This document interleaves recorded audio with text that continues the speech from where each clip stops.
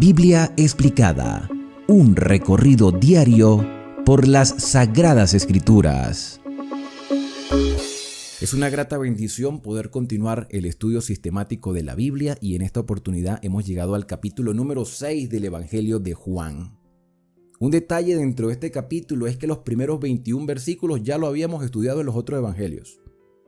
La primera parte, que va desde el versículo 1 hasta el 15, aparece este mismo relato, la alimentación a 5,000 personas o más de 5,000 personas, porque se cuentan solo a los hombres, no se cuentan las mujeres ni a los niños. Más de 5,000 personas fueron alimentadas con unos pocos panes y unos escasos pececillos. ¿Por qué volver a estudiar esta historia si ya la estudiamos en Mateo 14, en Marcos 6 y en Lucas 9? Porque hay una gran revelación teológica en este capítulo 6 de Juan. O sea, el hecho de que este mensaje se haya repetido 4 veces es porque es de gran relevancia, donde Jesucristo se describe como el pan de vida. Pero no solamente eso, sino que hay otros detalles más que los evangelistas anteriores habían omitido. A partir del versículo 16 hasta el 21 vamos a ver otro relato que ya habíamos leído en el mismo Mateo 14 y en Marcos 6, pero Lucas no hizo mención de este acontecimiento de Jesús caminando sobre el mar. Y después del versículo 22 hasta el final tendremos una enseñanza profunda que el mismo Señor Jesús nos deja para que podamos ser alimentados espiritualmente todos los días. Así que de inmediato abrimos nuestras Biblias en el capítulo número 6 del Evangelio de Juan.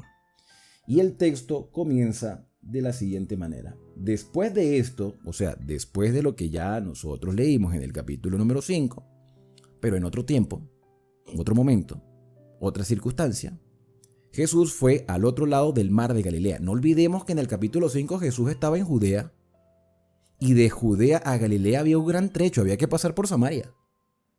Pero ya a Samaria no la mencionamos más, sino simplemente lo que narramos en el capítulo número 4, o lo que Juan narró en el capítulo número 4.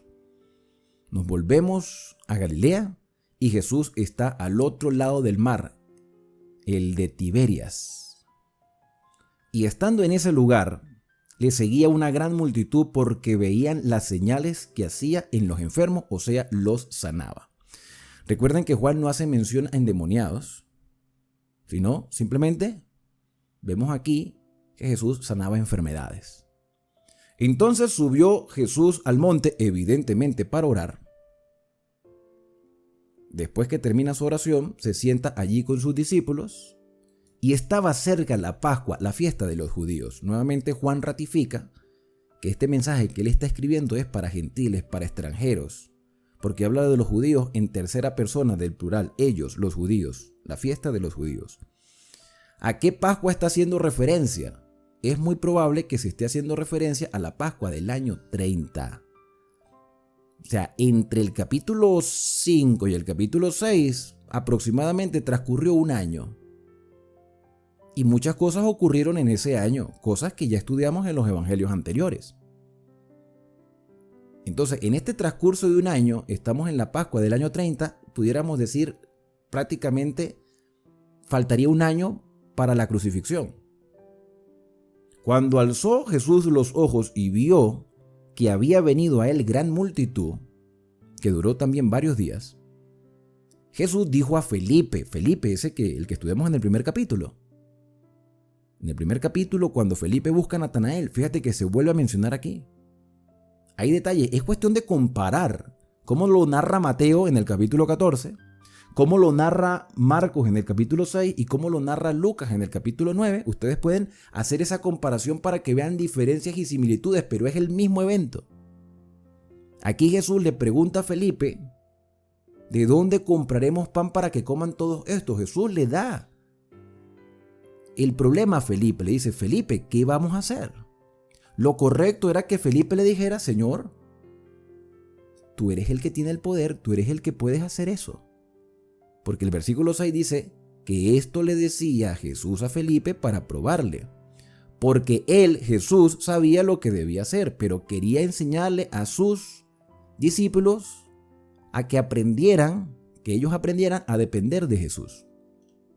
Felipe le respondió: 200 denarios de pan no bastarán para que cada uno de ellos tomase un poco. 200 denarios son 200 días de trabajo. Pero estamos hablando de más de 5,000 personas. Por más dinero que sea para una sola persona, no alcanzaría para alimentar a todos. Y Felipe dice: humanamente es imposible, Señor. Humanamente no tenemos los recursos suficientes para alimentar a todas estas personas. Uno de los discípulos, Andrés, que también se presenta en el capítulo 1 como buscando a su hermano, a Simón, aquí lo dice claramente, Andrés, hermano de Simón Pedro, le dijo: he aquí está un muchacho que tiene 5 panes de cebada y 2 pececillos.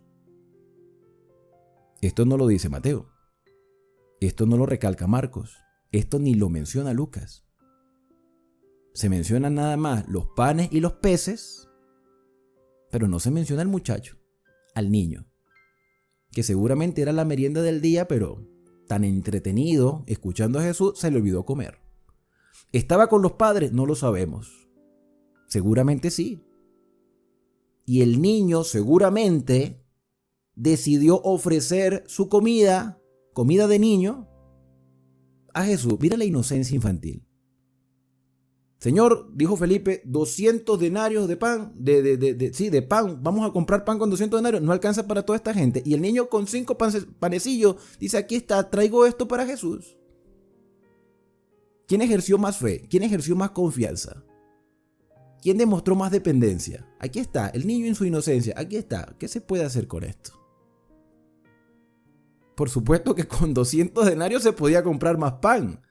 Pero cuando uno es adulto y cuando uno es más racional, uno dice: no, es imposible. Pero el niño dijo: aquí está esto.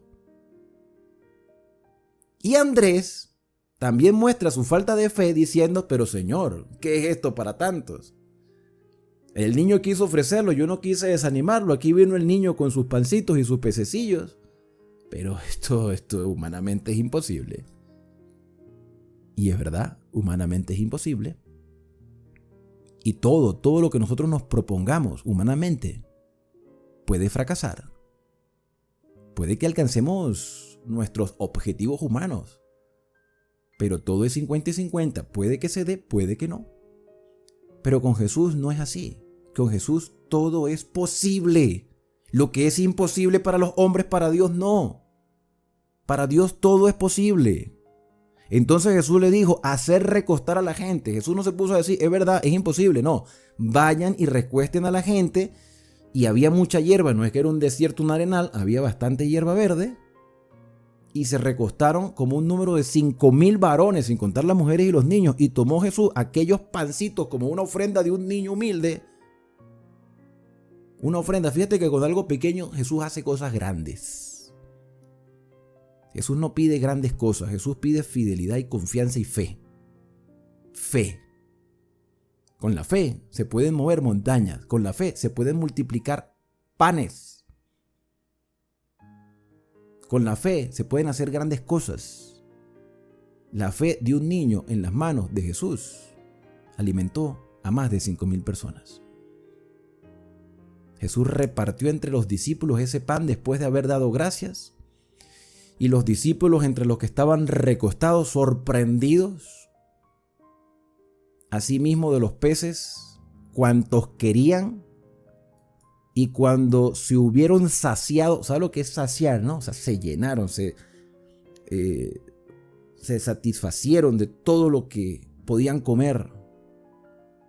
Recogieron los pedazos y sobraron, para que no se perdiera nada. ¿Y cuántos pedazos sobraron? Sabemos que fueron 12 cestas, ¿verdad? Por los relatos anteriores.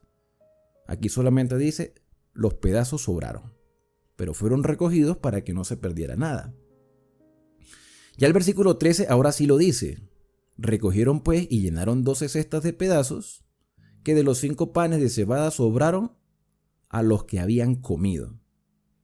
Aquellos hombres, oye, por cierto, ¿y qué habrán hecho con todas esas 12 cestas de panes? Me imagino que las habrán repartido entre familias, no sé qué habrán hecho con ellas, no tenemos la información. Pero si la idea era recogerlos para que no se perdiera, seguramente después los compartieron con otras personas.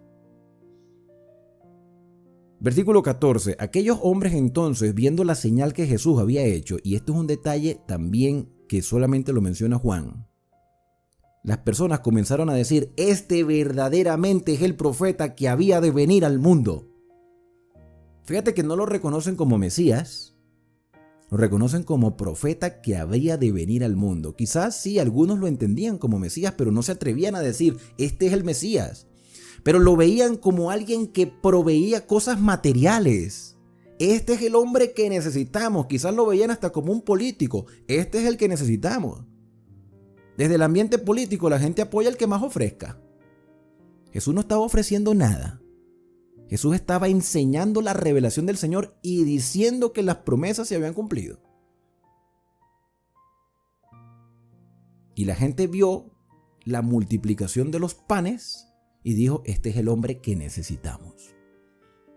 Los evangelistas anteriores omiten este relato y simplemente muestran a Jesús diciéndole a sus discípulos: tomen la barca y váyanse del otro lado, mientras yo despido a la multitud.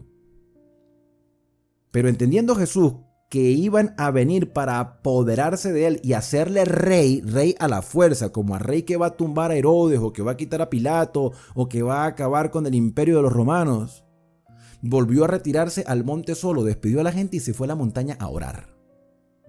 Allí estuvo hasta que el sol declinó.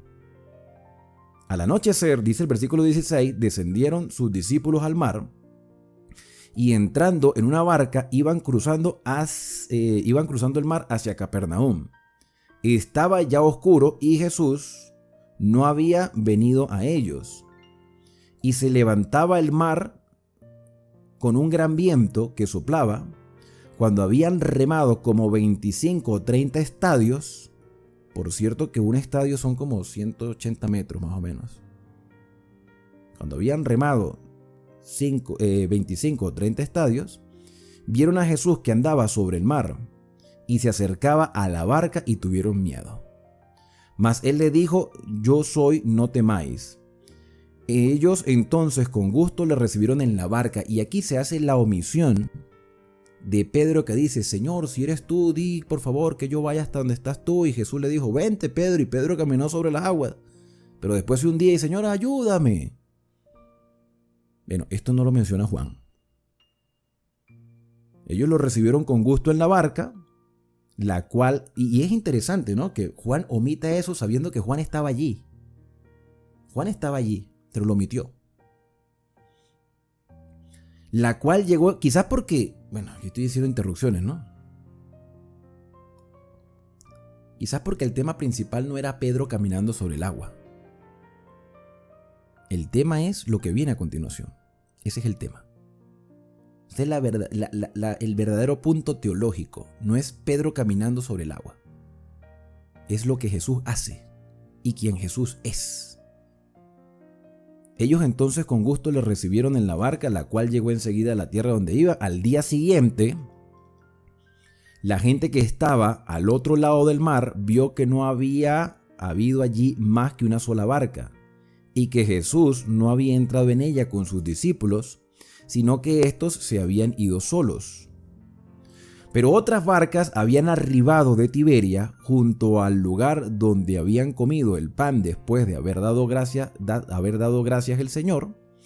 Cuando vio pues la gente que Jesús no estaba allí, porque lo fueron a buscar en el mismo lugar, porque ellos vieron que los discípulos se fueron en la barca, que Jesús había quedado solo, pero no vieron que Jesús estuviera allí y la barca sí estaba allí. O sea, ¿y dónde está Jesús?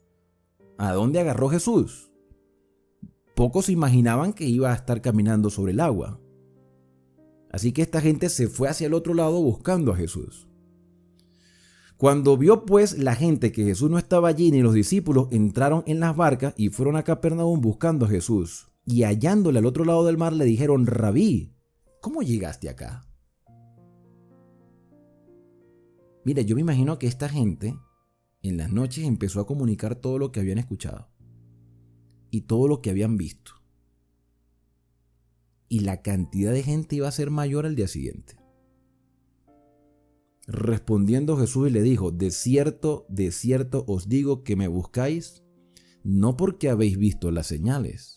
¿Cuáles señales? Pues el cumplimiento de las promesas mesiánicas. Ustedes no me buscan por las señales, sino porque comisteis el pan y os saciasteis. O sea, ustedes no me están buscando por lo espiritual. Ustedes no me están buscando para hacer la voluntad del Señor. Ustedes no me están buscando para aprender más de las revelaciones y de la obra salvífica del Mesías. Ustedes me están buscando es por lo material, y esto es una reflexión para nosotros. Reflexión para ti y para mí que estamos viviendo en este tiempo. Las cosas materiales son importantes, no lo vamos a negar. Necesitamos un techo donde refugiarnos, necesitamos vestimenta para cubrir nuestra desnudez, necesitamos ciertos tipos de cosas que nos ayudan a tener un estilo de vida más accesible. Necesitamos posesiones materiales, necesitamos el alimento físico todos los días, pero eso no es lo principal. Eso es y yo lo he dicho, es un medio, no es un fin en sí mismo. Por eso yo estoy en total desacuerdo con las predicaciones que últimamente se están haciendo de prosperidad material. La teología de la prosperidad. Jesús le está diciendo a las personas, ustedes no me están siguiendo por lo espiritual, me están siguiendo por lo material. Ustedes me están siguiendo porque comieron pan. No están hablando de las enseñanzas, están hablando desde el pan se multiplicó. Y si Él puede multiplicar pan, entonces puede hacer muchas cosas más grandes. Y Jesús les dice, en el versículo 27, Jesús les dice, trabajad no por la comida que perece. Tú comes pan hoy, mañana vuelves a tener hambre. Tú tienes muchas cosas materiales hoy y las puedes perder de un momento a otro. O sea, tú no puedes hacer énfasis en la casa, en el carro, en el teléfono, en la ropa, en la moda, en los artilugios del hogar. Porque hoy lo tienes y mañana no. Los que a quienes nos ha tocado comenzar de nuevo, sabemos que eso es real. Que tú puedes perder todo de la noche a la mañana, pero tu vida continúa. Y tu fe en el Señor no puede depender de lo que tienes, sino de lo que el Señor hace por ti. En el sentido espiritual de que Él te da fortaleza en medio de la adversidad. Y Él dice, trabajen, pero no por el pan que perece, sino por la comida que a vida eterna permanece. ¿Te das cuenta el énfasis de todos los capítulos de Juan? Agua de vida, nuevo nacimiento, pasar de muerte a vida. Y que ahora nos diga, busca la comida que a vida eterna permanece. Aliméntate de lo que verdaderamente es indispensable, la cual el Hijo del Hombre os dará. Yo les puedo dar a ustedes lo que necesitan. No simplemente lo que desean, sino lo que realmente necesitan. Porque a este señaló Dios el Padre. O sea, yo a ustedes les voy a dar lo que el Padre quiere que ustedes reciban. Vida eterna. Porque de tal manera amó Dios al mundo, que ha dado a su Hijo unigénito para que todo aquel que en Él cree no se pierda, mas tenga vida eterna. Lo dije en el capítulo anterior. Juan 3:16 nos va a ayudar en todo el Evangelio. Porque el Padre es el más interesado en tu salvación. El Padre es el más interesado en tu bienestar. El Padre es el más interesado en ponerle fin al pecado. El Padre es el más interesado en que Cristo retorne. La pregunta es, ¿queremos nosotros que Cristo retorne? ¿O queremos simplemente los bienestares momentáneos de este mundo pasajero? Porque hoy estamos aquí y mañana quizás no. Así que trabajemos por la comida que permanece para vida eterna. Entonces les dijeron a Jesús, ¿qué debemos hacer para poner en práctica las obras de Dios? Es una buena pregunta. Es una buena pregunta. ¿Qué debemos hacer para vivir de acuerdo a la voluntad del Señor? Y Jesús les respondió, esta es la obra de Dios, que creáis. Nuevamente el verbo creer es enfático en cada uno de los capítulos. Esta es la obra de Dios, que ustedes crean al que ha enviado, pero no crean que existió solamente, porque bueno, ahí lo están viendo en físico. Hoy nosotros creemos por fe que Jesús es real. Pero no solamente creemos que existe, creemos en lo que hizo y creemos en lo que sigue haciendo, en lo que hará y en lo que nos pide a nosotros. ¿Qué nos pide? Fe, confianza, obediencia.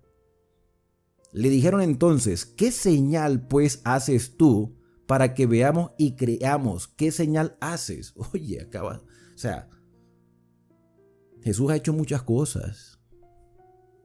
Entonces, ¿qué señal haces? Ah, no, porque el pan que te comiste ayer, ¿de dónde salió?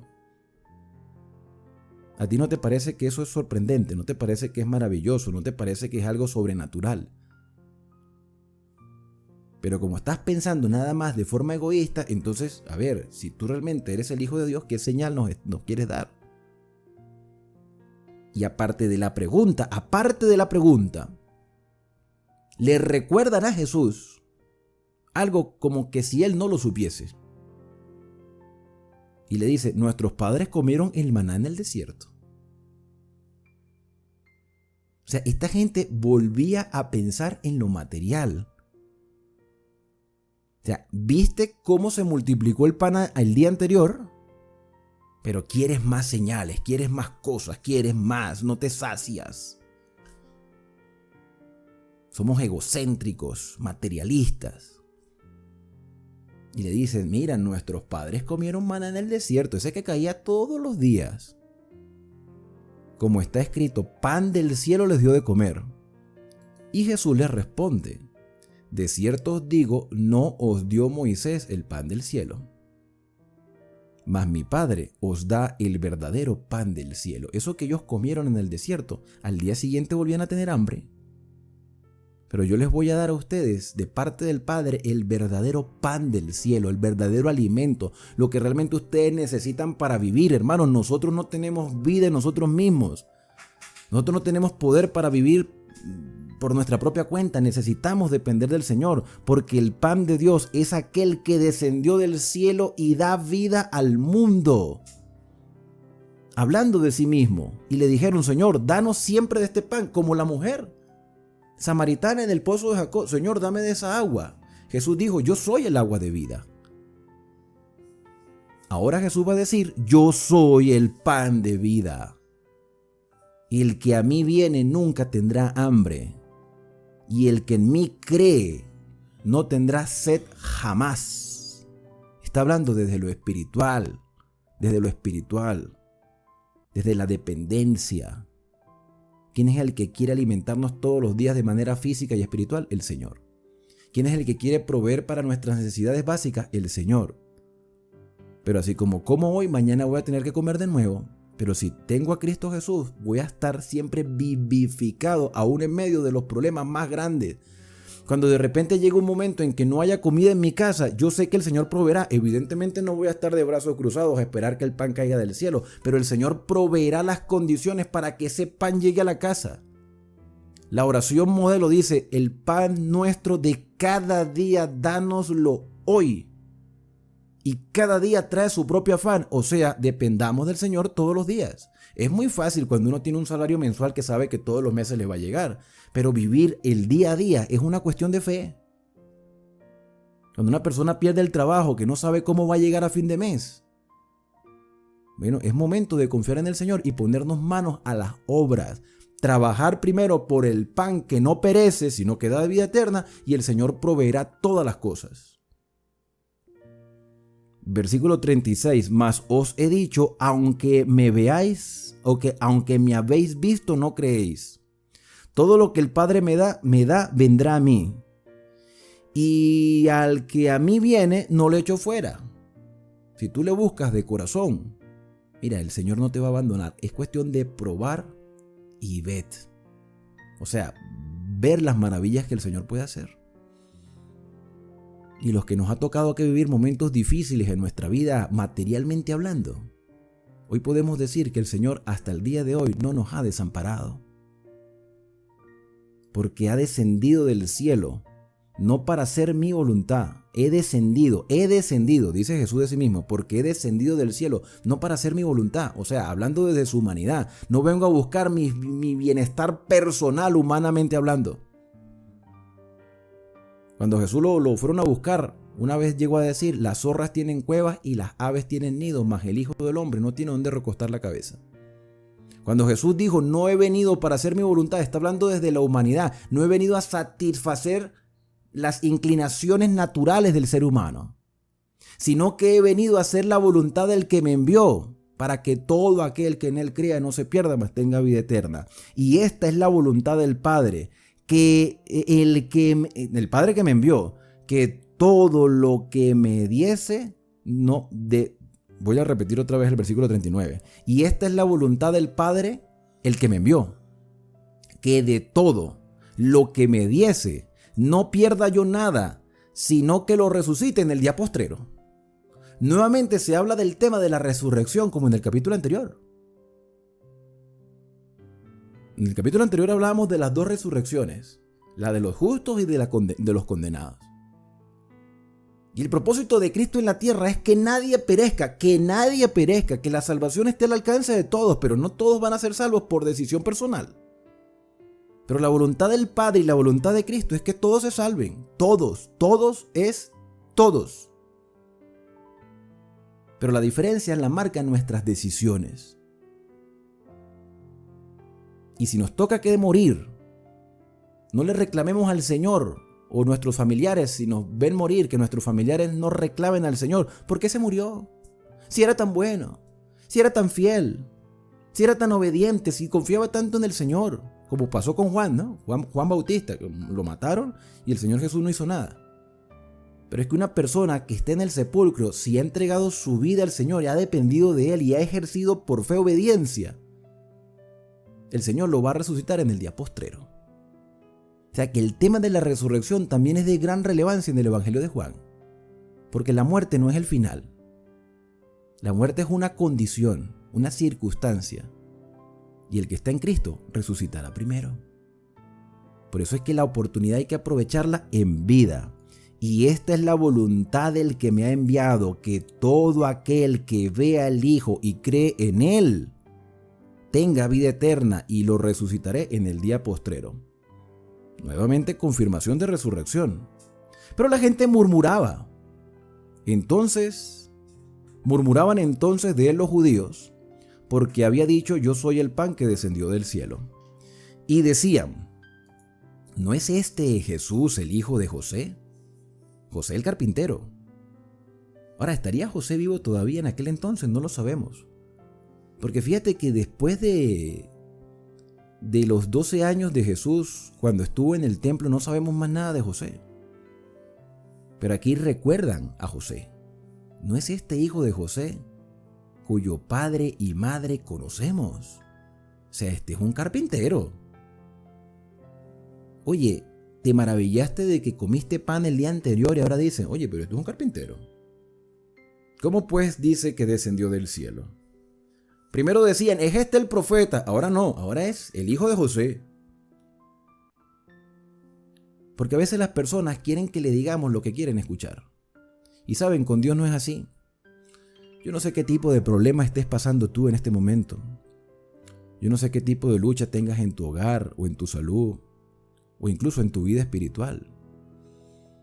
A veces queremos, y lo digo porque yo he tenido la oportunidad de conversar con muchas personas todos los días. Personas que quieren recibir revelación del Señor.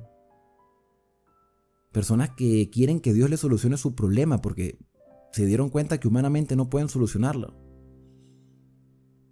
Pero a medida que vamos conversando, voy descubriendo que a veces las personas quieren que le digan lo que quieren escuchar. Cuando hay algo que cambiar, no queremos cambiar. Queremos que Dios nos acepte así igual y que cumpla nuestros deseos así tal como estamos. Sí, Dios te acepta tal como estás. Pero Él quiere transformar tu vida, Él quiere cambiarte, Él quiere que veas las cosas de una perspectiva diferente de acuerdo a su voluntad. Y quiero hablar especialmente con las parejas, con los que viven en pareja y no están casados.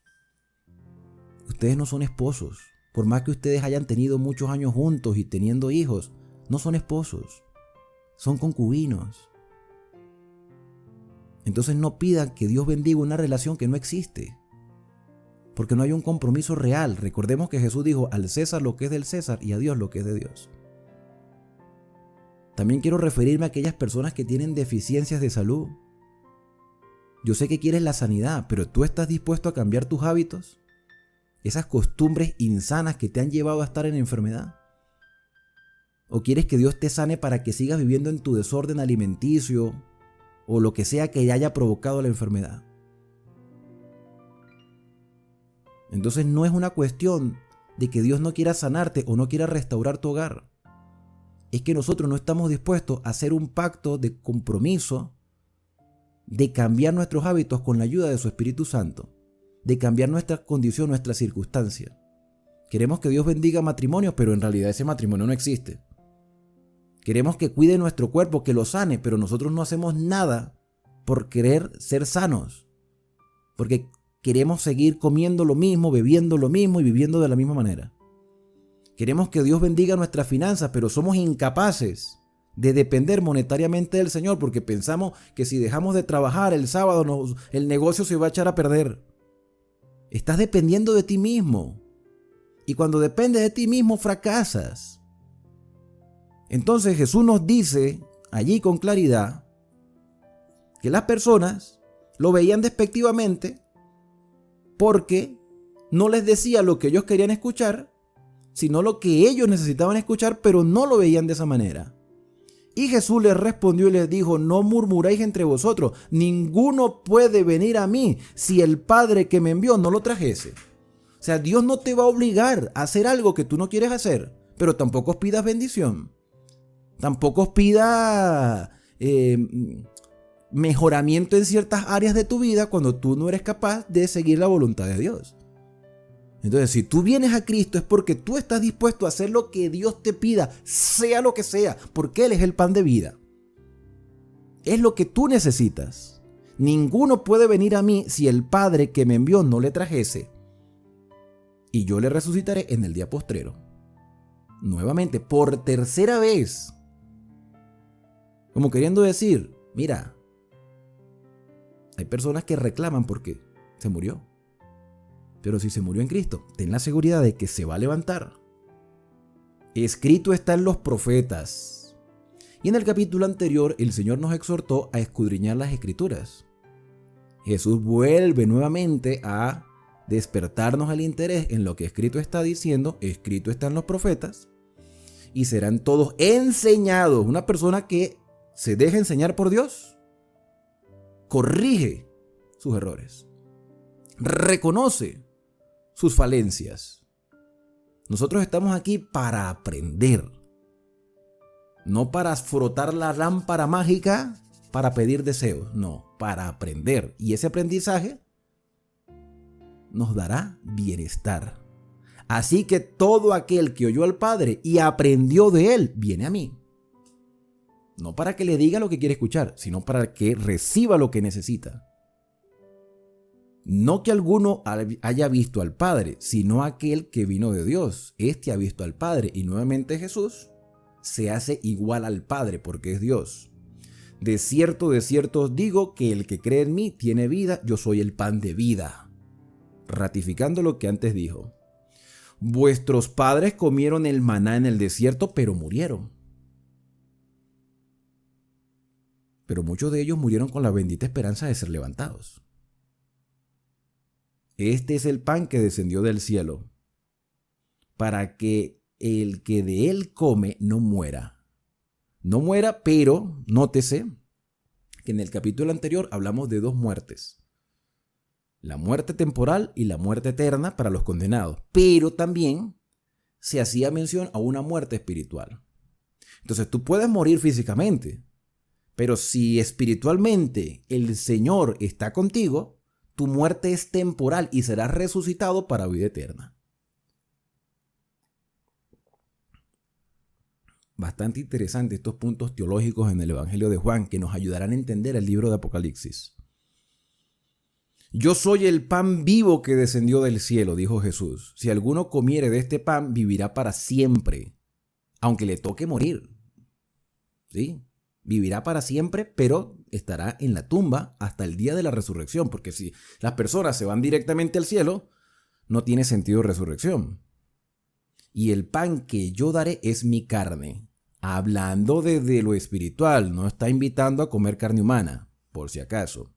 La cual yo daré para vida al mundo. Y cuando Jesús estuvo en la cena, en la última cena, aquel jueves por la noche, El Señor Jesús tomó pan sin levadura y le dijo a los discípulos: tomad, esto es mi cuerpo, símbolo del cuerpo de Jesús, que por vosotros es partido, hacedlo en memoria de mí.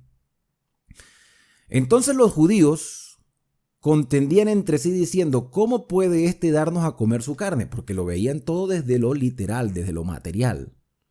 Jesús les dijo: de cierto os digo, si no coméis la carne del Hijo del Hombre y bebéis su sangre, que nuevamente es un lenguaje espiritual, no es que está invitando a tomar sangre humana, ojo con eso, sino que cuando Jesús en la cena levantó la copa de jugo de uva sin fermento, dijo: esta es la copa del nuevo pacto en mi sangre, símbolo de redención. Entonces necesitamos comer de la carne y de la sangre del Señor Jesús desde lo espiritual, desde el símbolo. O sea, aceptar lo que Jesús hizo en la cruz del Calvario y vivir de acuerdo a sus enseñanzas. Si no hacemos eso, entonces no tendréis vida en vosotros. Aquí el comer implica aceptación. El que come mi carne y bebe mi sangre tiene vida eterna, y yo le resucitaré en el día postrero. Y la cuarta vez que lo menciona. Y esto echa por tierra esa teoría de que el que fue bueno y obediente se va al cielo inmediatamente cuando muere, porque aquí estamos hablando de una resurrección. Y si no existiera resurrección, pues quizás esa teoría de irse al cielo de inmediato tendría fuerza, pero aquí pierde todo tipo de credibilidad esa teoría de que te fuiste al cielo directamente. Ah, no, que el ladrón en la cruz. El ladrón en la cruz ya lo estudiamos. En Lucas 23 les invito a que lo vean, la explicación que dimos allí del ladrón en la cruz. De cierto te digo, hoy estarás conmigo en el paraíso. Vayan a Lucas 23.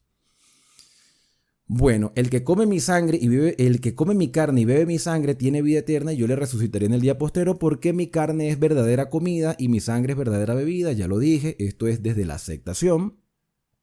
El que come mi carne y bebe mi sangre, en mí permanece y yo en él. Como me envió el Padre viviente y como me envió el Padre viviente y yo vivo por el Padre, asimismo el que me come, él también vivirá por mí. Este es el pan que descendió del cielo, no como vuestros padres comieron el maná y murieron. El que come de este pan vivirá eternamente. Aceptar a Cristo como Salvador y vivir de acuerdo a su voluntad nos garantiza vida eterna. La vida eterna es un derecho que Jesús ganó por nosotros. Y para permanecer en esa vida eterna tenemos que hacer la voluntad del Señor, en obediencia a sus mandamientos, por supuesto. Estas cosas dijo en la sinagoga, enseñando en Capernaum. Al oírlas, muchos de sus discípulos dijeron: dura es esta palabra, ¿quién la puede oír?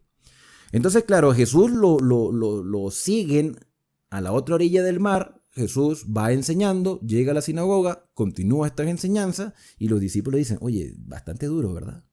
Está fuerte. Quizás no sea políticamente correcto lo que Jesús dijo para muchas personas, pero era lo que la gente necesitaba saber. O sea, no era una cuestión de complacer a las personas. Es decirle a las personas lo que realmente requerían saber para el mejoramiento de sus vidas. Con el mejor timbre de voz, con una mirada dulce en el sentido de que quería el bienestar para los demás, más que un regaño, era una exhortación. Sabiendo Jesús en sí mismo que sus discípulos murmuraban de esto, les dijo: ¿esto os ofende? ¿Ustedes se sienten ofendidos? ¿O ustedes creen que las personas están ofendidas por lo que estoy diciendo?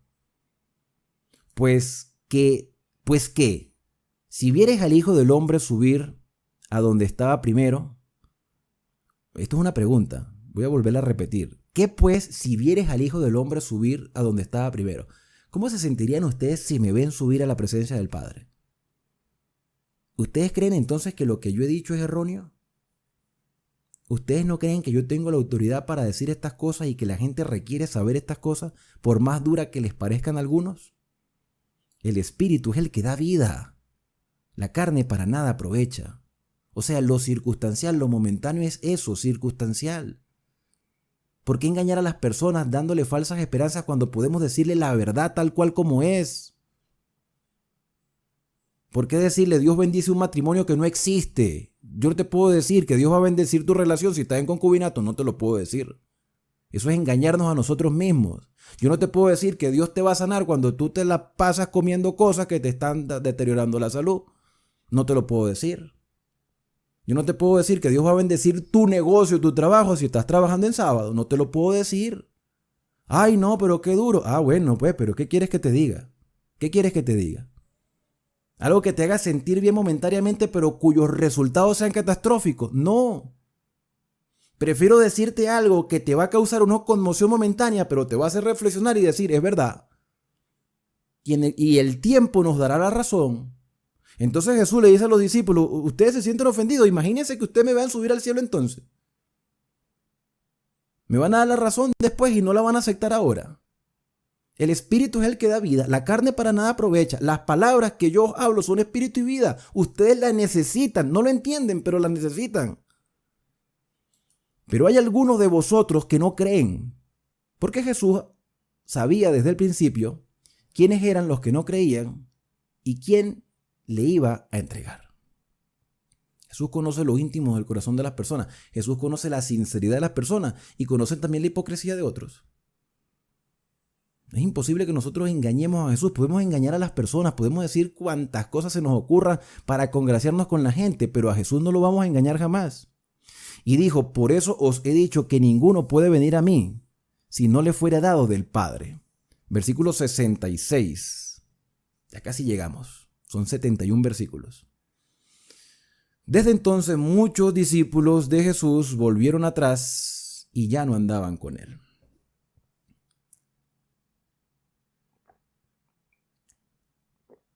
Triste. Triste. Pero Jesús no obliga a nadie. Para la gloria de Dios, el Señor me ha permitido durante 1003 capítulos poder compartir con ustedes cada instrucción que la Biblia nos presenta. Y yo lo he dicho una y muchas veces. No con ánimo de ofender a nadie ni que nadie se sienta mal. Yo no estoy aquí para complacerles, hermanos. Yo no estoy aquí para decirles lo que a ustedes les gusta. Yo no estoy aquí para repetir lo mismo que dice otro, simplemente para que ustedes se mantengan aquí en este canal. Hay personas que me han dicho, ay, estaba bueno el mensaje hasta que en el versículo tal dijo tal cosa. Hay otros que me han dicho, yo no vuelvo más a este canal porque ustedes hacen tal cosa o porque usted está incitando a hacer tal cosa que eso ya no es válido. Yo reconozco que no me las sé todas. Yo reconozco que todos los días tengo que aprender y estudiar. Yo reconozco que los primeros videos quizás no fueron de la mejor calidad y pude haber dicho otras cosas más. Pero si algo me ha enseñado cada capítulo de la Biblia, es que el Señor nos dice lo que necesitamos saber, nos guste o no nos guste. La verdad no se puede negar. Si no nos gusta, quiere decir que el problema no lo tiene la palabra. El problema lo tengo yo. O sea, yo soy el que no quiere escuchar el mensaje. El hecho de que al mismo Señor Jesús se le haya ido la gente es un indicativo de que ellos no querían escuchar la revelación del Señor. Querían en lo momentáneo, querían en lo material, no podían doblegar su orgullo. O sea, no querían convencerse a sí mismos de que estaban equivocados. Hay cosas que a ti no te van a gustar, pero eso no quiere decir que no sea la voluntad del Señor. Si al propio Jesús le dieron la espalda, imagínate a nosotros los seres humanos. Entonces esto no es un programa de radio, esto no es un show de televisión para complacer a las personas. ¿Qué quieres que les diga? ¿Qué quieres que les cante? ¿Qué quieres que les ponga? No. Evidentemente el mensaje debe ser dulce, agradable y fortalecedor. Pero es que el problema no lo tiene el mensaje. El problema lo tenemos nosotros los seres humanos. Por eso el mensaje se convierte en una exhortación, en una reprensión, en un llamado, en una invitación a cambiar. La gente se le fue a Jesús Se le fue. Y es el Salvador. ¿Será que nosotros nos vamos a ir también? ¿O nos quedamos escuchando? Versículo 67. Dijo entonces Jesús a los 12, ustedes también quieren irse. Ustedes son libres de irse. Yo no los voy a obligar. Yo soy el agua de vida, dijo Jesús. Yo soy el pan de vida. Yo soy la resurrección y la vida. Yo hago la voluntad de mi Padre que me envió, y lo que hago no lo hago para mí mismo, sino para que todos tengan vida eterna. Pero si ustedes no quieren creer y se quieren ir, tienen toda la libertad de hacerlo. Si ustedes quieren buscar una persona que les complazca, van a conseguir muchos aduladores que les dirán cosas que los van a entretener por un tiempo, pero el resultado va a ser catastrófico. Si ustedes quieren, váyanse. Y Pedro, con todos sus errores, con todos sus impulsos, no olvidemos que Pedro caminó sobre el agua, pero miró hacia atrás y se estaba hundiendo. Señor, ayúdame. Y Juan prefirió no hablar de eso. Pero no omitió estas palabras de Pedro, que sí son de gran relevancia dentro de este relato. Pedro dijo, Señor, ¿a quién vamos a ir? ¿A quién iremos? ¿Quién más puede enseñarnos palabras de vida como tú nos enseñas? ¿Quién más nos va a declarar la voluntad del Señor si durante 400 años no ha habido profeta en Israel? Se levantó Juan Bautista, pero Juan nos señaló que tú eras el Cordero. Tú tienes palabras de vida eterna, Señor. No tenemos a dónde más ir sino a ti. Tú eres la solución a nuestros problemas. Con todos los errores de Pedro, esta manifestación nos muestra la razón por la cual Jesús decidió llamar a Pedro, porque era un hombre sincero y que reconocía en su debilidad que amaba al Señor y que quería hacer su voluntad. El hecho de que se haya equivocado no quiere decir que Pedro era hipócrita, sino que es un humano, o era un humano tanto como tú y como yo lo somos. ¿Y cuántas veces tú y yo no nos hemos equivocado después de nuestra conversión? Pero aquí estamos batallando, luchando y deseando hacer la voluntad del Padre. Nosotros hemos creído y conocemos que tú eres el Cristo, el Hijo del Dios viviente. Jesús le respondió, no os he escogido yo a vosotros los 12, ni a uno de vos, ¿no os he escogido yo a vosotros los 12? Yo sé por qué los escogí. Yo sé quiénes son. Y uno de vosotros es diablo, evidentemente señalando a Judas.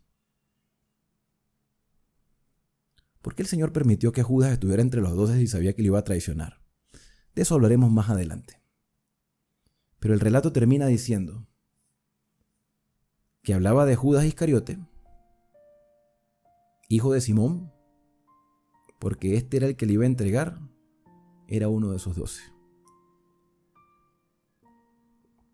Aquí el tema no fue porque el Señor Jesús escogió a Judas. Aquí el tema es nosotros, dentro de nuestra vida cristiana, ¿quiénes somos? ¿Somos de los que confían en el Señor? ¿Somos de los que estamos dispuestos a hacer su voluntad? ¿O somos de los que estamos esperando esas bendiciones del cielo para creer? Y si el Señor no me da lo que pido, no creo. Si la iglesia donde voy no me dice lo que quiero escuchar, esa no me gusta. Me gusta es esta porque esta me dice esto, esta no me prohíbe tanto. Esta sí me dice las cosas que necesito escuchar en tu pensamiento personal. Esta sí es alegre, esta sí está viva, esta sí es fervorosa, esta sí está buena. Bueno, este pastor pide mucho, pero bueno, no importa, aquí estamos. O estamos donde se hace la verdadera voluntad del Señor, aunque ese lugar esté lleno de personas imperfectas. ¿Dónde estás tú en este momento? ¿Quién eres tú en este momento? ¿Y qué estás dispuesto a hacer tú para agradar al Señor, no importa la circunstancia en la que estés viviendo. Lo que sí hoy nos permite fortalecer nuestra fe y nuestra esperanza es saber que no importa en la condición que nos encontremos, Jesús no nos va a desamparar, porque Él es el pan de vida, porque Él es la fuente de vida, porque Él es la resurrección y la vida, y porque el Señor es el más interesado en nuestro bienestar momentáneo aquí en la tierra, pero sobre todo el bienestar eterno, un bienestar que durará por toda la eternidad. Y teniendo esa convicción, nuestra fe se fortalece y podemos vivir con esperanza. Que Dios te bendiga y te guarde, que haga resplandecer Dios su rostro sobre ti y que tenga de ti misericordia. Que el Señor alce sobre ti su rostro y ponga en ti paz. Nos vemos en un próximo video aquí en Esperanza, el canal de las Sagradas Escrituras.